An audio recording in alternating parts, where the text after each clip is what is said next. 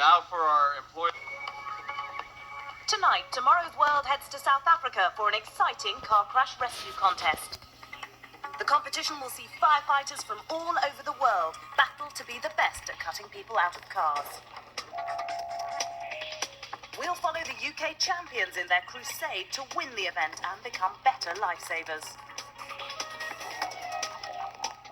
And ripping through metal, we'll test the latest kit to help rescue trapped crash victims. It's a Tomorrow's World special, Car Crash Rescue. You might think that firefighters spend all of their time fighting fires, but in the UK, about 1 in every 10 of the calls they attend is to a road traffic accident. With statistics like this, firefighters are keen to be the best they can. And that's why the UK's top car crash rescue team has come to Johannesburg, South Africa, to take part in an international competition. They're hoping it will make them even better at saving lives. Welcome to South Africa. Dave Bennett is the team commander. Johnny Revel is the squad's medic. The rest of the team is Ian Broadmoor, Simon Jackson and Paul Hamilton, while Dave Dedman is the team's reserve. 3 of the squad have brought their girlfriends with them who'll be cheering them on from the sidelines. As they make their way back to the hotel, the squad start to get a feel for South Africa. Their first big surprise is the standard of road safety.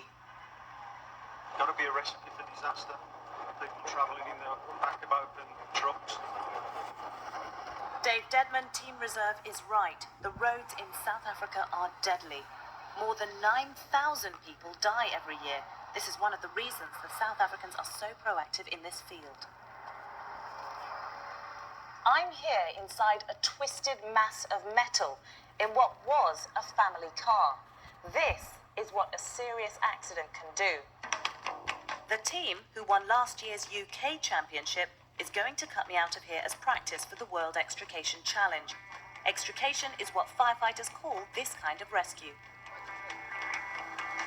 The squad's from the West Midlands. They're preparing to take on the rest of the world at an event that pits the top car crash rescue teams against each other. It's not just about winning. These teams will learn from each other, returning home better able to save lives in car crashes. Okay, Katie? Yeah.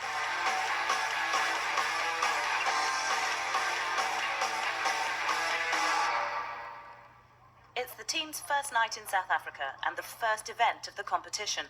Not work, but play.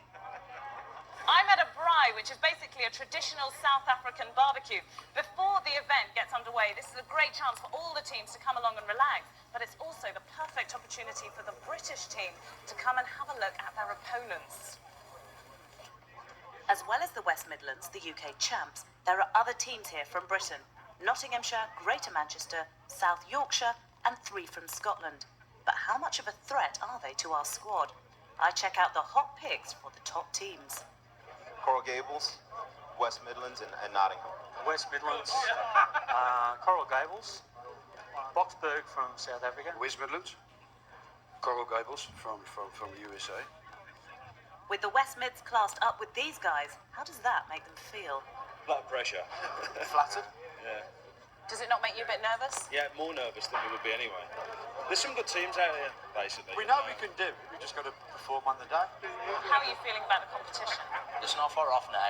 There are a few butterflies, and I think we'll do well.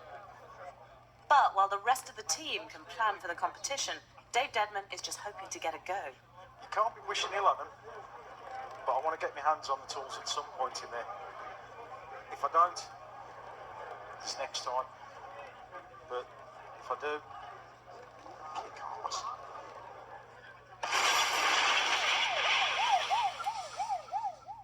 This morning, and disaster has struck. Paul's ill.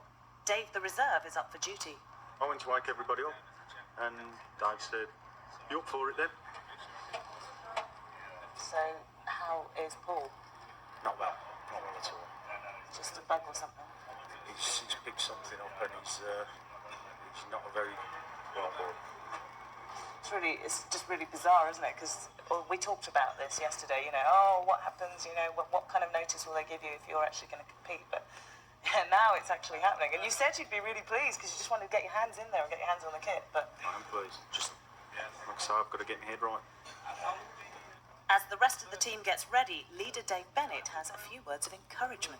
That's the reason why Dave's there. He's there to sort of make sure that we can do it. And Paul wouldn't have made it today, we'd have just had to have scrubbed. Dave's got the nerves now. Show me your hands, Dave. Nervous or not, it's time for the team to head to the competition. The squad arrives at the venue joining 17 other international teams. They all have to do 2 rescues.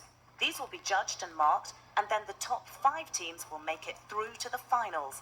With only 2 chances to impress, there is no room for error. The team are about to compete for the first time. Now, Paul's back at the hotel, not very well, but Dave Deadman is getting his chance. He's going to be in the team. It's a situation that I'm sure they're prepared for, but even so, it must be a huge blow. So we'll just have to see how they go, and hopefully they'll be really fired up and they'll do really well. Alan Pello, the squad's station commander, has just flown in from the UK. He's here to offer some last-minute support as well as cheer the team on. Also on the sideline are the girls, who are almost more stressed than the team. Very nervous, just hoping that they do well. I'm really nervous for them. I just hope it all goes well. Give them all the support they can. Before each drill, the team is locked in a room so the cars can be set up without them seeing. Just hope it's a scenario that our lads like. It really all depends on how the metal is twisted, what problems they've got with the locks, what the dynamics of the vehicle are as to how they're actually going to approach it.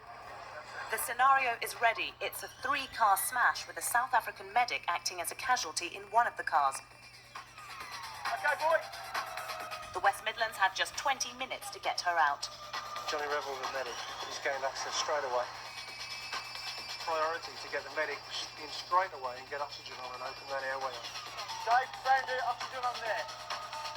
The team needs to stabilise the car first. In this rescue, they can only use electric and air-powered tools. The idea is to simulate a situation where the powerful hydraulic equipment they normally use fails. What are we doing? We're doing about 7 or 8. That's great. That's great. That's good. What we aim to do is to try and get clutching in place about 6-7 minutes. There are 3 judges watching the exercise. One looks at the medical treatment, one the way the rescue is done, and the last how Dave Bennett controls the drill. The West Midlands are going for a roof flap. 1, 2, 3. Folding the roof over so they can take the casualty out the back. They need to cover all the sharp areas over and make sure that glass is covered in case any splinters start dropping down. Time-wise, How are we doing? 11, maybe 12. Oh, we're easy in time. Everybody, let's just be aware. Overhang coming up slightly across on the top, yeah? With the roof off, it's time to get the patient out. The right headrest come out. The crew aims to complete the crash rescue inside the 20-minute time limit, but mustn't risk the casualty's safety by rushing. Yeah, forward's They're going. going out, they're going out. Yeah. Okay, she's out. Yeah? They finished their first drill within the time. If this were a real patient, she'd now be whisked off to hospital. The team, especially Dave Deadman, are really pleased, but now it's time to hear what the judges think. It was a good, casualty-centred, safe extrication that seemed to take a nice flowing pattern. Communication between the team members was excellent. The debrief is going well. The judges mention a couple of minor errors, but overall they seem impressed. Got in the vehicle within 45 seconds. You had that patient's airway open and spinal immobilization. I can't give you a better thumbs up. With one drill under their belts, the crew get a feel for the rest of the competition.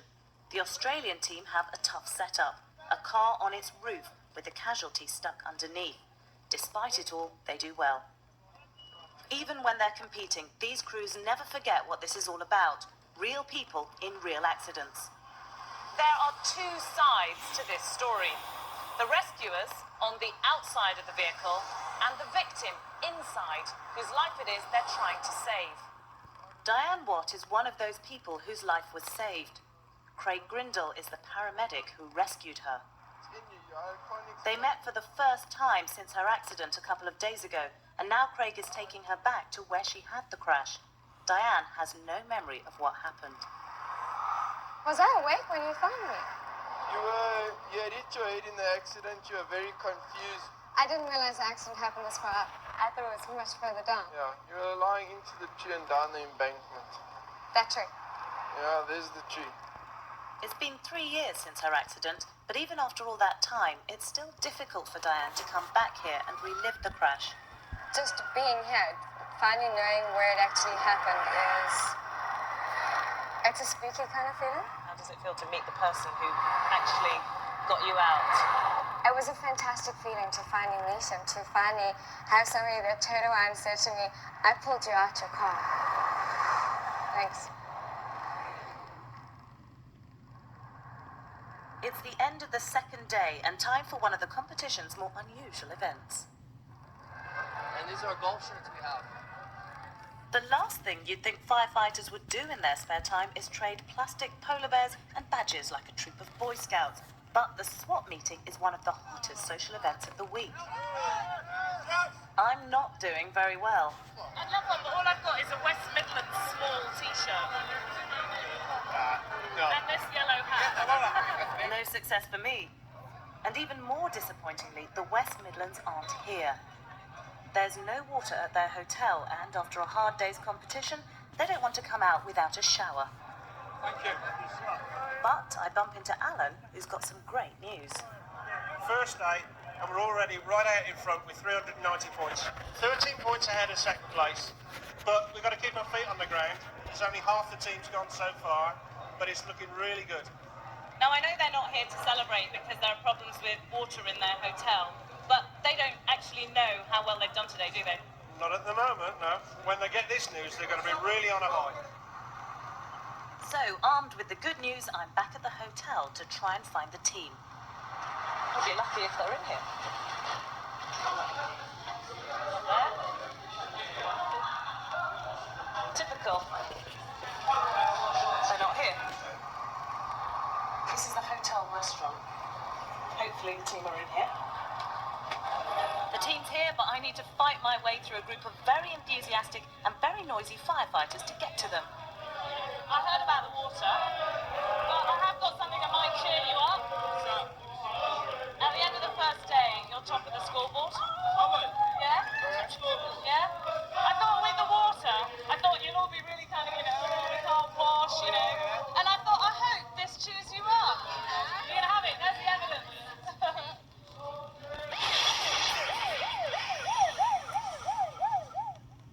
Day 3, and it's a day off. In best Tomorrow's World style, Paul and the two Daves are keen to investigate some new kit. The local fire crews are keen to watch. Dave Bennett has a spreading device, which basically makes it easier for firefighters to get into cars. Dave Dedman has a hand-powered cutter, and Paul has got a battery-powered cutter, which also works as a spreader. Because it's battery-powered, it's not attached to a generator, and it'll give him more freedom to move around the car. They're going to be testing the equipment on the car behind them. Off you go, guys! First up, it's the spreader. This particular one has interchangeable arms, so it can work on anything from a car up to a train. On a fire appliance where space is at a premium, multifunctional tools like this are very useful.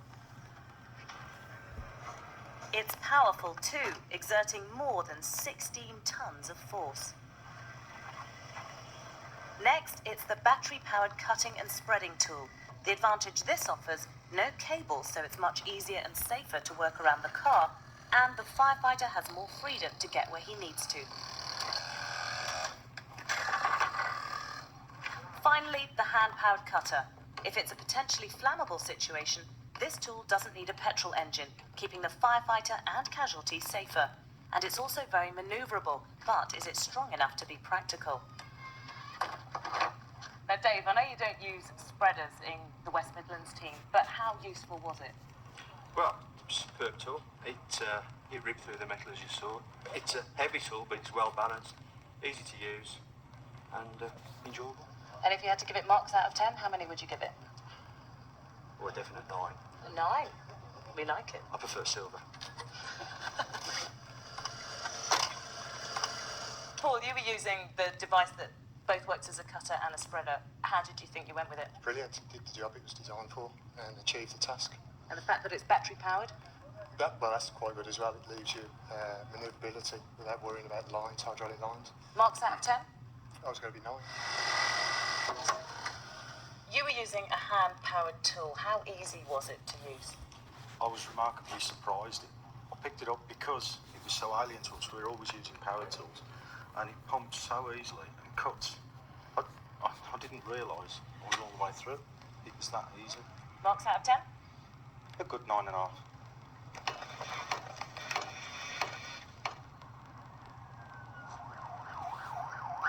As well as getting their hands on the latest tools, the competition also allows some of the team the chance of seeing how rescue crews work over here. South African roads are incredibly dangerous, with thousands of people dying in accidents every year. Me, Paul and Dave are joining a couple of paramedics on a shift to see exactly what kind of calls they attend.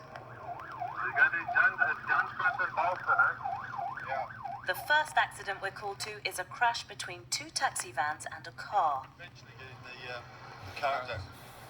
2 minibuses and the Toyota in collision. There's 2 chaps basically been injured. One's in the back of the ambulance, other one's just slight lacerations. Very lucky. The second accident, a young man who has come off his motorbike. Dave Bennett helps the paramedic look after him until the ambulance arrives and he's taken to hospital to recover. For all of us, it's a sobering night and highlights what the competition is really about.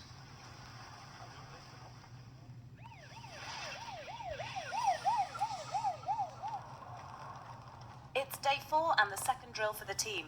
Today's score will be added to their first, but will it be enough to get them into the final 5? Tension is high on the sidelines as a difficult-looking scenario is set up. There are 2 cars head-on and across one car's bonnet a wooden post. With Paul back to full fitness, Dave Deadman is reserve again. Come on! Is that electric? Electric or just a pulse? As the team stabilises the car, it's apparent it's a tough drill. As well as the post, the door handles don't work, and the casualty is wedged out of sight between the seats. No access. The difficulty they got at the moment now is trying to get access. They've had to take the decision to break the glass and get in. Vitally important is the need to stabilise the casualty's neck to prevent any spinal injuries. Until Johnny the medic has got a good grip on the patient, the team must hold the car stable themselves. I'm going to stabilise the vehicle quickly. You hear me? I've C-spine. Okay. How are we doing for time on the actual first cut? Oh, we're about 6-7 minutes, maybe 7 minutes. We should be looking at a first cut. Get the front windscreen out. It's not bonded. It'll come out. The team is now trying to make up time. No, roof flap. Roof flap. Today's rescue uses all the equipment, the hydraulic cutters as well as air chisels and other electric tools. The beauty of the hydraulics is that you can have a much smoother action, and because you've got like 32 tons of cutting capability in that tool, you get a nice clean cut. Air tools, John. To help with the roof flap, a cut is put into the outer skin of the roof on the opposite side of the car, so when it's pulled over, it's a clean fold. This can be especially important if the car's damaged and the metal is buckled. 1, 2, 3. The roof flap goes well. It's time to get the patient out. She's in such a difficult position. 4 of the 5 team members need to get inside the car to get her onto the board that will support her spine. It's close to the wire. At just on 20 minutes, the team finishes the scenario. Despite what looks like a good drill to me, the team isn't happy. We've done it now. Let's have the debrief. Let's not destroy ourselves. Let's do what they say, and then come away from it and we'll have our own debrief after, all right? The team aren't expecting this one to go as well as the last. Firstly, in general, very strong exercise, very well done, very smooth. It was a little bit haste, especially considering the grass on the ground and a slippery footing. Another issue raised is that the sharp metal edges weren't covered fast enough with tarpaulins. I don't want to slow you guys down by any manner of means, but I want you to make sure you're safe. Really, I don't have a lot to say about the medical. It was done pretty well. That's a good job. Just at the start, whoever broke the rear corner window, we had no protection for the patient at that time, and we broke it. You put your finger in, and then you push the glass in. So just think in and just pull it out rather than push it in. As well as possibly getting glass on the patient, they're also criticised for going too fast. Alan doesn't think the judges realise just how well the squad works together, anticipating each other's moves. He feels they might be marked down for that. How are they feeling it went? They feel a bit kicked at the moment, to be honest with you. I have to say that I feel that their scenario was good. And unfortunately, in this situation, I think they've been penalised by the way that the judge has read the situation. With both heats finished for the team, all the West Midlands can do now is watch some of the other top contenders to get a feel for how they're doing in the race for the final. Glasses still in that door. Coral Gables from the US is in the pit. The UK team are on the lookout for flaws in their performance. Car's moving. Despite a few possible errors spotted from the sidelines, Dave Bennett is still impressed. They did a good job. There's a definite difference between what we do and they do. Same judges you had, so it'll be interesting, won't it? Melbourne. While the other teams are still battling to make it through to the finals, Diane Watt, cut out of a car herself, is facing her own battle. To really see what car crash rescue is all about, she's come to the competition with the paramedic who saved her. The noises and then just cutting through everything, taking out the windscreen, they seem to think of absolutely everything. Are you glad you've seen that? Yes, I think so. It, as you say, puts a very different light on. I didn't remember anything, but seeing it here it's scary. It really, really is. Do you think you'll stay in touch? Absolutely, 100%. I'm still living, my life's carrying on, and it's all thanks to him. Back at the hotel, the team is relaxing now that both their heats are over. We're all a bit nervous. We're waiting for the results. When the phone rings, we will know if this team is in the top 5. The competition organisers have promised to call us as soon as they know who's through to the finals. The moment of truth arrives. Hello? Hello, Ian. I'm fine, thanks. Have you got news for the team? Okay, hold on a moment. I'll just pass you over to Dave. Hello, Ian. Not too bad. Just give us the bad news. Hold on. Osborne Mines, Greater Manchester, Nottinghamshire, Coral Gables. Last one. Okay, never mind. Okay. Thank you very much. Cheers. Bye. You did? Well done. Well, congratulations. That's fantastic. Congratulations. Thanks. Well done. Oh, I'm so proud. With the finals tomorrow, the team has time for a quick celebratory drink before an early night. A few beers now. It's the last day of the competition and the West Midlands team are through to the final. This is what they came here hoping to achieve, and they've done it. Anything more than this will be an absolute bonus for them. They're up against 4 teams, the Australians, the Americans, and 2 other teams from Britain. The team from Nottingham and the team from Greater Manchester. It's going to be a really exciting day. The West Midlands are on first this morning with the limited team crash rescue. Dave Bennett, Johnny and Ian are on the team. This time, Paul and Simon join Dave Deadman on the sidelines. I'd love to be in there. I'd love to get my hands on the tools, but the best guys are in there and they're going to do the job. The limited team rescue is a South African speciality. Okay, ignition is off. As their resources can be quite restricted, often they only have 3 rescuers at the scene of an accident. All 3 of them are working flat out throughout this. Yeah. How are we doing on time so far? Oh, we've only had about a minute. Minute so far? That's good. It's a similar setup to previous drills. The car is on its wheels and the patient is inside in the driver's seat. With fewer men on the team, they actually seem to be going faster. Oh, they're going for a half lap.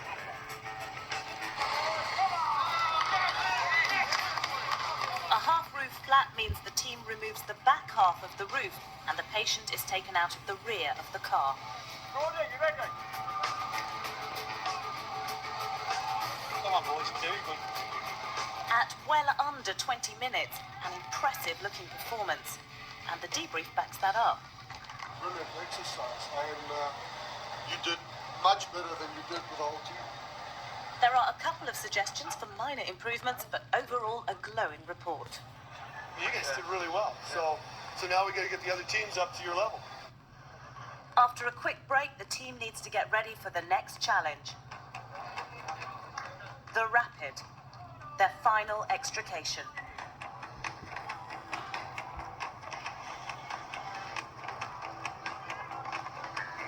Safety first.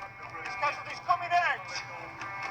The Rapid is to simulate when there's a medical emergency. They're aiming to make for first cut at 3 minutes rather than the usual 6. The team easily achieves it. The excitement here is amazing. It's really tense, isn't it? They're dual tooling, working on both sides of the car at once. They're doing another half roof flap. Let's get it sorted. It's around 7 minutes and the board the casualty will be strapped to is in, but they still have to get the patient out of the car. They're clear. Nothing to worry about now. The supporters think it's a winner, but what about the judges? Your performance reflected there was a rapid removal because you had your casualties airway upright in 17 seconds. Good approach. From the American judge, possibly the highest praise. Coming over to the UK in a couple months, if I end up on the wrong side of the road, you guys take care of me. So, now it's all over. How's the team leader feeling? You've done both your extrications. How do you feel they went? As good as I could have done. We're really pleased. Everybody's really high. We're just looking forward to the presentation tonight. It's the awards ceremony, and everyone's desperate to know who's won. They announce the specialist awards first. We'll start off with the best rapid evolution, West Midlands. The best medic, West Midlands.